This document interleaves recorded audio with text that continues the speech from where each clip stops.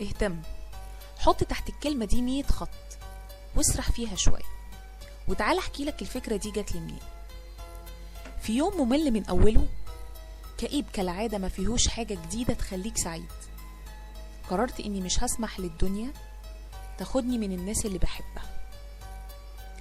رحت لصاحبتي اللي بقالي كتير قوي معرفش عنها حاجة ومعرفش أخبارها بسبب ظروف انشغلنا احنا الاتنين، فلأني كنت محرجة اتكلم بعد طول الغياب، فقلت هبعت لها رسالة على الفيسبوك بما انه بقى اسهل واسرع مكان الناس فيه ممكن تتقابل بسهولة جدا.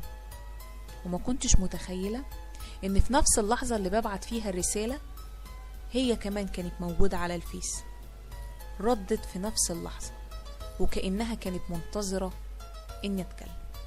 سبحان الله وسبحان مجمع القلوب. قعدنا نهزر كتير ونفتكر حاجات كتير بينا حصلت زمان، ومن هنا بدأ اليوم الممل ما يبقاش ممل. فجات لي فكرة اهتم، لأن بمجرد انك تحس ان في حد في حياتك مهتم بيك وبالتفاصيل اللي بتمر بيها، ده في حد ذاته بيخلق ليك نوع من السعادة. مهما كان تصنيف الشخص ده عندك، يطلع زوج، يطلع صديق، حبيب، قريب، جار، اي حد حتى لو ما تعرفوش.